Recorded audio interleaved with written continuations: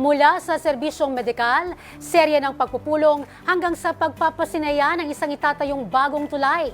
Patuloy ang mga mambabatas sa panunungkulan sa mga Pilipino. Si Faith Santiago para sa detalye. Nagpapatuloy ang pamamahagi ng tulong at serbisyo ng mga mambabatas sa kani-kanilang mga distrito. Una na dyan ang pakikipagpulong ni Quezon City 6th District Representative Marivic Copilar sa iba't ibang grupo tulad ng mga tagapagmana sa Calao Property, Homeowners Association ng University of the Philippines Professors Subdivision, MCP 34 Metroville Homeowners at courtesy visit para kay Auntie Nathy ng Barangay Unang Sigaw, gayon din kay President Robert Collado ng Kasama Homeowners Association para sa mga project proposals. Pinangunahan din ni Representative Copilar ang oath-taking ceremony ng Katipunan ng Kabataan Distrito 6. Sa District 5 naman ng Bulacan, nakiisa si Representative Agay Cruz sa pagtatalakay sa priority programs at project para sa fiscal year 2028 Annual Investment Programming Exercise ng kanilang distrito. Kasamang Department of Economy, Planning and Development o DepDev at mga lokal na pamahalaan ng Balagtas, Bocaue, Giginto at Pandi, tinukoy at pinag-usapan ng mga programang makabubuti sa mga komunidad tulad ng infrastruktura, kabuhayan, edukasyon, kalusugan at iba pa.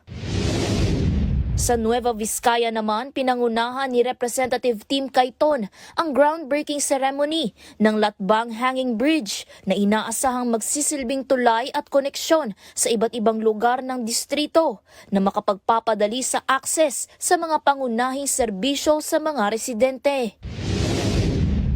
Dumalo at nakiisa naman si Taguig 1st District Representative Ading Cruz Jr. sa Cash for Training and Work Program o Project Lawa at Binhi para sa mga residente ng Taguig kung saan sila'y nagsanay at nagkaroon ng karagdagang kabuhayan kasabay ng pakikibahagi sa mga gawaing makatutulong sa kanilang komunidad.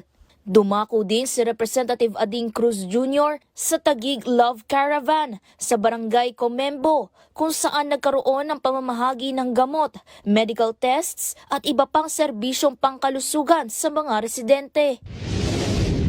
Samantala kasama si Santa Rosa Laguna Lone District Representative Roy Gonzales sa paglulunsad ng Free Wi-Fi for All program ng DICT sa kanilang distrito na magbibigay ng libreng access sa internet sa mga pampublikong paaralan ng Santa Rosa maging sa Polytechnic University of the Philippines o PUP Santa Rosa. Sa pakikipagtulungan naman kay Santa Rosa Mayor Arlene Arcillas, Vice Mayor Arnold Arcillas at suporta ng One Life at bagong kongreso team nakatanggap ng tulong pang-medikal ang komunidad sa pamamagitan ng isinagawang medical mission sa Barangay Dita. Para sa totoong balita sa Bagong Pilipinas, Faith Santiago, 13 sa tanghali ng Congress TV.